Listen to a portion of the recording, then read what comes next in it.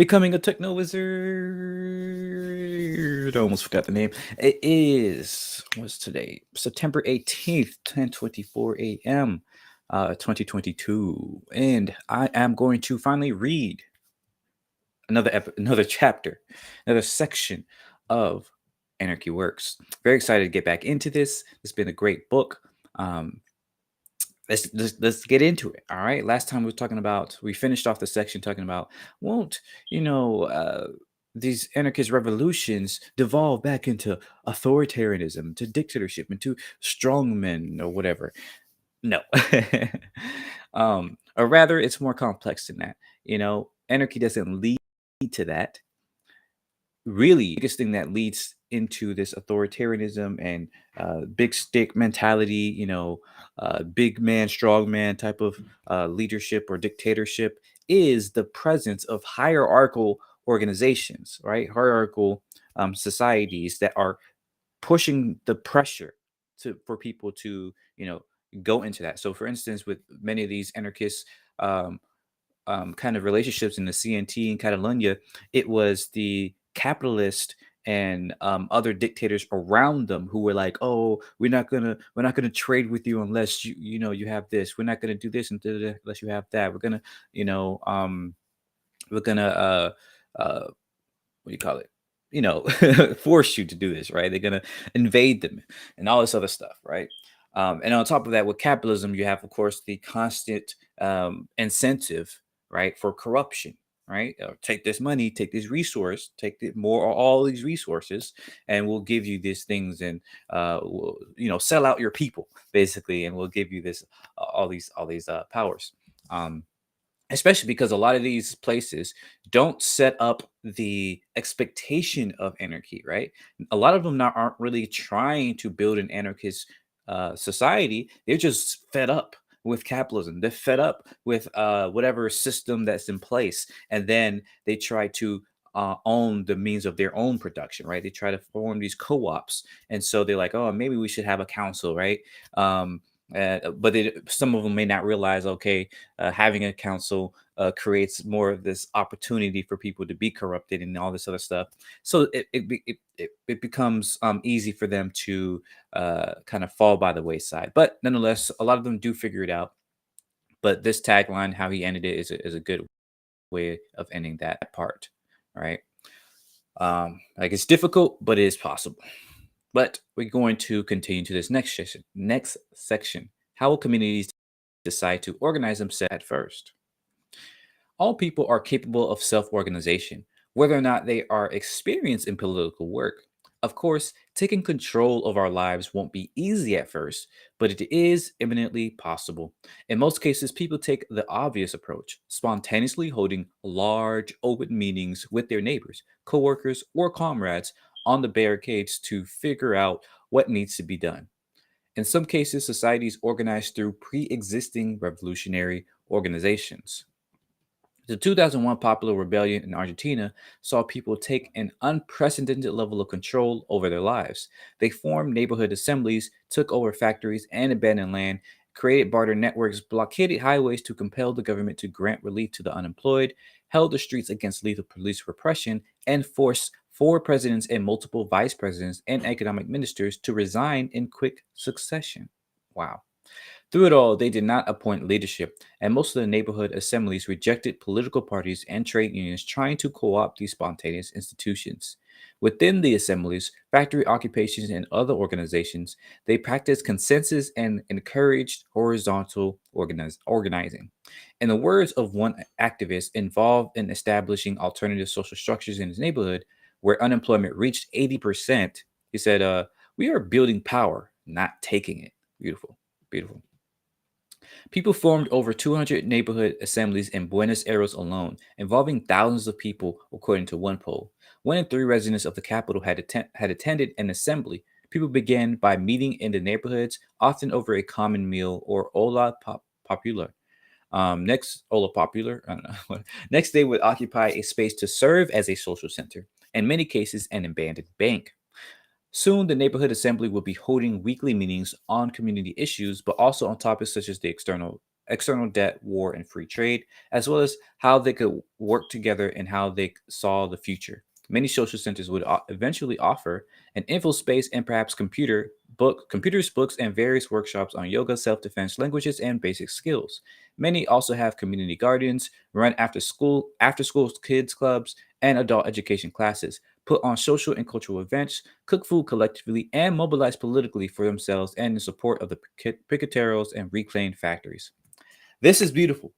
This is what I'm aiming for myself, right? I'm trying to figure out how I can build some sort of real community where I live, because something I know is like I live in this, a beautiful little neighborhood, and it does look decent, right? It's better than other neighborhoods I've been in, but it's lonely, right? You don't know your neighbors, you don't know, what people think about anything, and you damn well sure that nobody here really understands the political environment. Nobody understands how we can make any meaningful change in our local environment. We all, and many of us, live in neighborhoods like this where you might know a few of the neighbors if you've been there a while, but it's highly unlikely that you know everybody in your little neighborhood, meaning the entire, subdivision, right? And 9 times out of 10, you probably don't know like how to make change, right? If you want to build a park, if you want to build a better road, if you want, a grocery store right down the street instead of that have to drive 5 minutes to go to Walmart, right? What if you can walk to your local, mom and pop grocer, right? And it was an enjoyable walk. I'm not talking about, walking on the side of the street where cars are flying by. I'm talking, a nice little leisurely stroll, right? How do you create all that? We don't know. Another one is like, how do you create, how do you learn skills, right? Without having to go to school. How you look at who's in your neighborhood and, figure out how to share that knowledge. How do you gain wisdom from the people in your neighborhood? We don't know, right? So this is what makes, anarchism so appealing, right? And so powerful is that it's focused on this, on building these communities, on building power. You can talk to the people close to you, right? You can figure out, for yourselves what community actually means, and this is super powerful. Just sit on that for a second while I drink some water.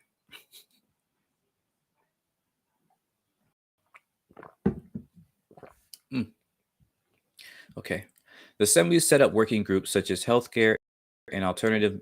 Ooh, I made the text bigger. The assembly set up working groups such as healthcare and alternative media committees that held additional meetings involving the people most interested in those projects. According to visiting independent journalists, some assemblies have as many as 200 people participating.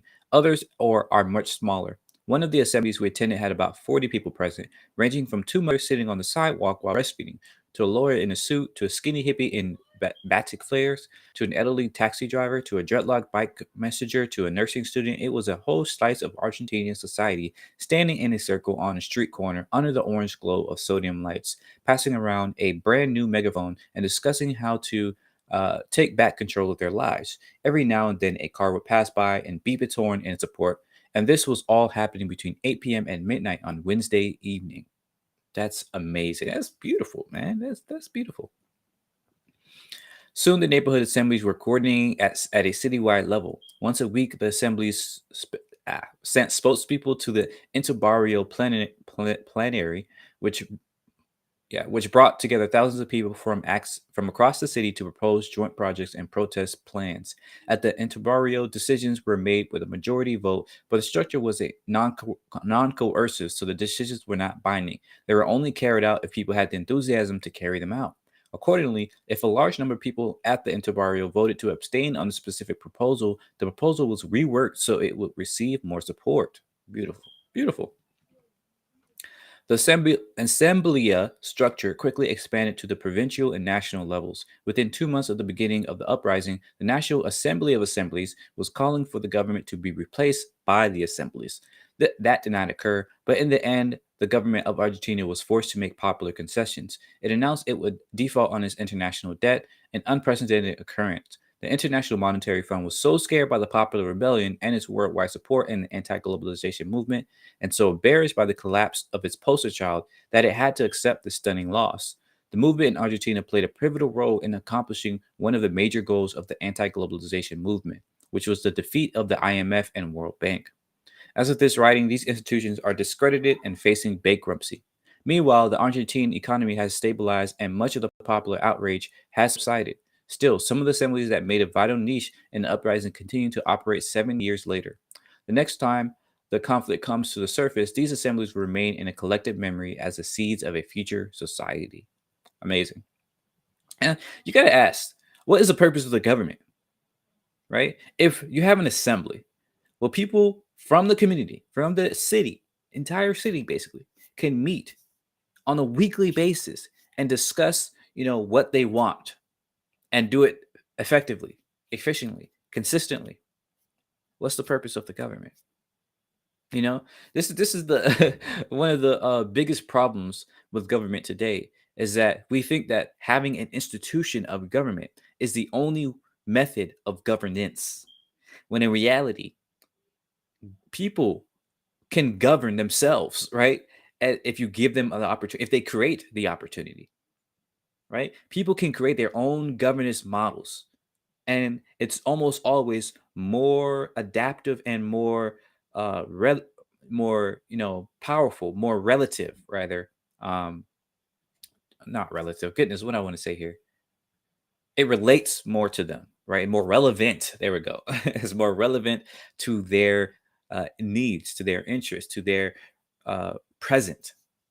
Oftentimes an institution of government is mostly focused on the constituents, right? They use that word of constituents, and you say, oh, you're my constituent because you're my voter.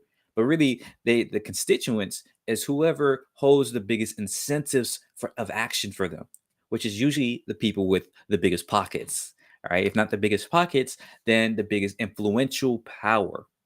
Right, this is why in America corporatism is capitalism, right? This is why in America, lobbyism, lobby is legal, meaning bribing people, right? Is legal because you could just throw money and say, oh, if you do this, we'll support, your thing, right?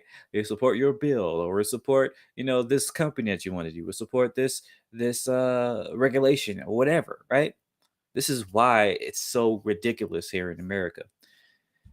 And that's something we really need to think about is why do we need government if we can form our own systems of governance? Let's continue. The city of Gwangju in South Korea liberated itself for 6 days in May 1980 after student and worker protests against a military dictatorship escalated in response to the declarations of martial law.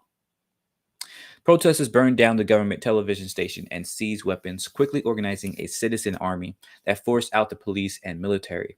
As in other urban rebellions, including those in Paris in 1848 and 1968, in Budapest in 1919, and in Beijing in 1989, students and workers in Guangzhou quickly formed upon assemblies to organize life in the city and communicate with the outside world. Participants in the uprising tell of a complex organizational system developed spontaneously in a short period of time. Ooh, very interesting. Um, and without the leaders of the main student groups and protest organizations who had already been arrested. Their system included a citizens' army, a situation center, a citizen student committee, a planning board, and departments for local defense, investigation, information, public services, burial of the dead, and other services. Wow. So, yeah, very complex, very comprehensive. It took a full scale invasion by special units of the Korean military with U.S. support to crush the rebellion and prevent it from spreading. Several hundred people were killed in the process. Even its enemies described the armed resistance as fierce and well organized.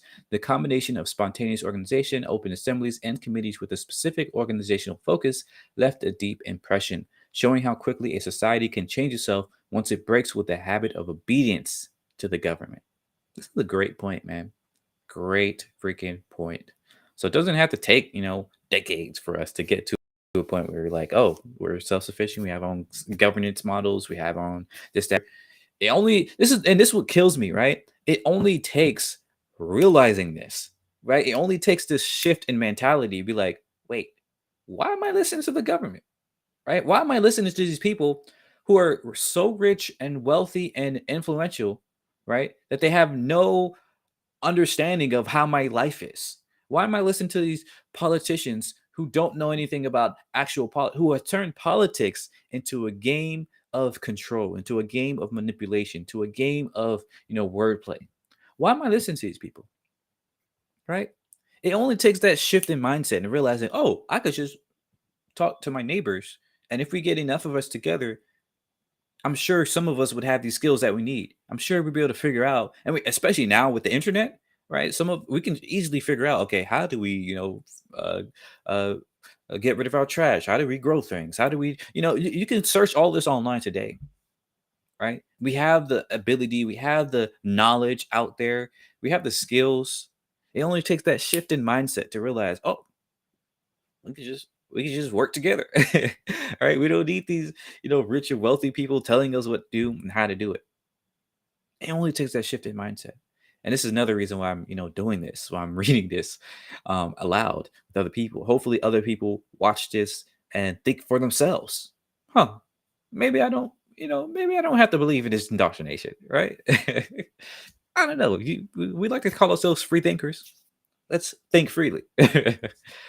Anyways, let's finish this off. In the Hungarian Revolution of 1956, state power collapsed after masses of student protesters armed themselves. Much of the country fell into the hands of the people, who had to reorganize the economy and quickly form militias to repel Soviet invasion. Initially, each city organized itself spontaneously, but the forms of organization that arose were very similar, perhaps because they developed in the same cultural and political context. Hungarian anarchists were influential in the new revolutionary councils, which federated to coordinate defense, and they took part in the workers' councils that took over the factories and mines. In Budapest, old politicians formed a new government and tried to harness, I almost said harness these autonomous councils into a multi-party democracy. But the influence of the government did not extend beyond the capital city in the days before the second Soviet invasion succeeded in crushing the uprising. Hungary did not have a large anarchist movement at the time, but the popularity of the various councils shows how contagious anarchistic ideas are once people decide to organize themselves. And their ability to keep the country running and defeat their first invasion of the Red Army shows the effectiveness of these organizational forms. There is no need for a complex institutional blueprint to be in place before people left their authoritarian government behind. Mm, great point. All they needed was the determination to come together in open meetings to decide their futures and the trust in themselves that they could make it work, even if at first it was unclear how. It only takes that shift in mindset. The rest we can figure out, especially nowadays with so much knowledge. Right? We have all these examples, all these experiences we can call upon. It only takes that shift in mindset. Really great section. Next, we'll talk about reparations for past oppressions. Our common territory ethos coming about. I think that might be it after that. That's a long section. Yeah, so almost done with this chapter. It's a long chapter. Long chapter. I wonder if it's the longest one in the book. But we'll get to the next one. Maybe tomorrow. We'll see. It's my birthday tomorrow. I'll be off, and I would like to do more of this. So, as always, thanks for listening. Thanks for watching. Thanks for learning with me. Let me know what you have learned. Let me know what you think, what you agree with, disagree with, and let's have a conversation in the comments below.